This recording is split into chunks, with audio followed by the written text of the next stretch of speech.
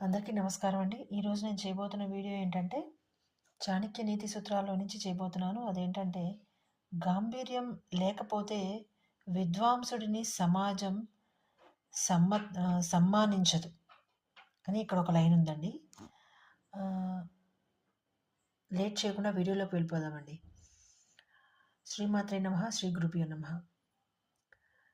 గాంభీర్యం లేకపోతే విద్వాంసుడిని సైతం సమాజం సమ్మానించదు. అవునండి. ఇప్పుడు మనం చూస్తూనే ఉంటాము.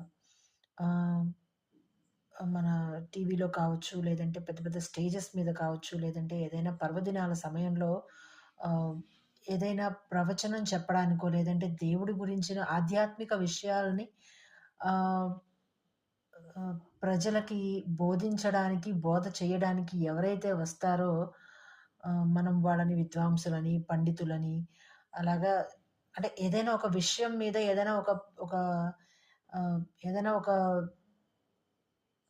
విషయం మీద మంచి జ్ఞానము దాని గురించిన పూర్తి వివరణ తెలిసిన వాళ్ళని మనం విద్వాంసులని, లేకపోతే ఆధ్యాత్మిక ప్రవచనకర్తలని చెప్పుకుంటాం కదా!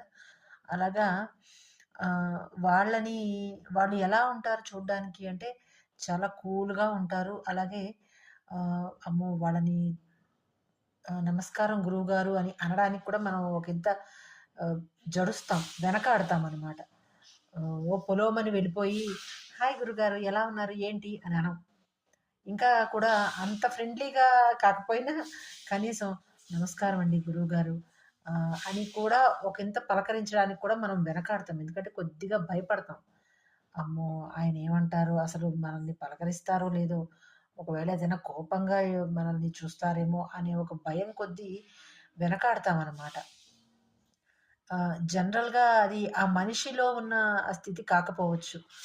ఆ ఒక ఏదైతే ఒక విషయం ఉంటుందో, ఆ విషయం మీద జ్ఞానం కలిగినప్పుడు ఆహ్, ఒక ఎలాగ బిహేవ్ చేయాలో అలాగా ఉండడం కావచ్చది.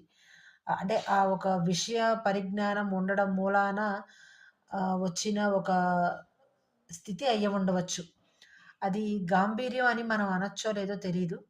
కానీ ఆ ఒక మౌనము, ఆ ఒక